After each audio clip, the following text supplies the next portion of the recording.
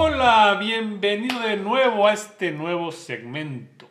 Qué bueno que estás aquí, qué bueno, me da muchísimo gusto. Vamos a hablar de un tema que es sumamente interesante, que tiene que ver, se conecta muchísimo ahora con esta parte del logro de metas y objetivos, porque el tema que vamos a ver es el concepto que tienes de ti mismo, el autoconcepto que se le llama, que está muy relacionado con la imagen que tienes de ti. La imagen es exactamente, como su nombre lo dice, como una picture, una imagen, una foto, una película. Y que a la vez tiene que ver con cómo te estás tú mismo conceptualizándote a ti mismo. Y no solo a ti mismo, también a los demás. Vas a ver que tus conductas, tus acciones, tus actitudes dependen muchísimo de la imagen que has construido de ti mismo. Hay que ver si esta imagen que has construido es qué tan cercana está a la existencia o qué tan lejana está, porque a veces se habla mucho de la imagen de uno mismo, el autoconcepto, en muchos cursos de coaching, en muchas otras escuelas, y hablan y quieren decir, lo que quieren decir es que quieren como generar una imagen elevada de ti mismo, una imagen alta de ti mismo para que puedas enfrentar la vida, tener más coraje. Y mencionan mucho que dice, bueno, es que tu imagen tienes una imagen baja de ti, una imagen mínima. Hay que mejorar tu imagen, tu autoconcepto. Estamos teniendo un autoconcepto más enriquecido pues para que puedas tener más empuje, más empeño. Y esto es muy importante entender. Vamos a desmenuzar qué es esto de la imagen de sí mismo, el concepto que tenemos de sí mismo, porque hay muchas formas de verlo. Y aquí lo importante es que lo conectemos hacia las metas y objetivos que queremos lograr. Y que al final sea, como siempre lo he estado mencionando, que actúes desde tu mejor versión, desde una versión mucho más elevada de ti mismo para que logres y consigas las metas que estás buscando. Y hay que ver si ese concepto que tienes de ti mismo concuerda con esa imagen, concuerda con esa meta, o sea, si corresponde a la meta que quieres lograr.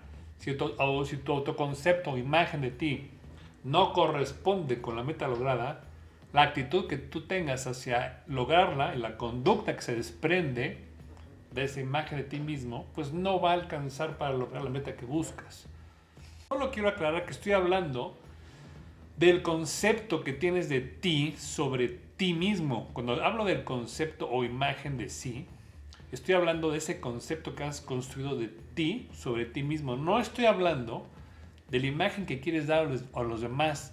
Tampoco estoy hablando en qué concepto te tienen los demás o en qué imagen te tienen los demás, si positiva o negativa. No, no estoy hablando de eso. Estoy hablando de cuál es el concepto o imagen que tú tienes sobre ti mismo, sobre tus propias actitudes y conductas de la vida. Este es lo que vamos a ir hablando. Y esto tiene que quedar muy, muy claro. Entonces, para ir entendiendo bien este concepto de autoconcepto e imagen de sí, hay que entender otros conceptos que están relacionados a esto. El primero tiene que ver con realidad, el concepto realidad. Otro tiene que ver con el concepto mundo. Otro con el concepto verdad. Y el otro es la existencia. Todos estos están relacionados entre sí para poder entender muy bien cómo está configurado el autoconcepto o la imagen de sí, que es lo mismo. Lo que pasa es que la imagen es como la foto y el concepto, autoconcepto, pues es la construcción conceptual sobre ti mismo. Entonces, fíjate, por un lado tenemos el concepto mundo. La palabra mundos casi siempre la mayoría lo asocia al planeta. Sin embargo, hay que entender que se acuñó la palabra mundo para describir la realidad interior de cada persona. Por eso decimos que cada cabeza es un mundo. Eso es muy interesante y hay que saber discernir entre el mundo y planeta. El planeta pues sí es digamos, el globo terráqueo, pero el mundo es lo que vamos construyendo sobre lo que existe. Ese es el otro concepto, la existencia. Una cosa es lo que existe, lo que está en el exterior, que existe en el exterior, y otra cosa es lo que construimos sobre lo que existe, es decir, la interpretación que hacemos sobre lo que existe. Esa es la construcción. Se le llaman también a veces constructos. ¿Por qué? Porque ya como vimos en módulos anteriores, sobre potencial de acción eléctrico, ¿te acuerdas? Todos tenemos el mismo potencial eléctrico de acción sobre lo que existe cuando estamos sensando y percibiendo el mundo con los sentidos. Sin embargo, le damos una interpretación distinta.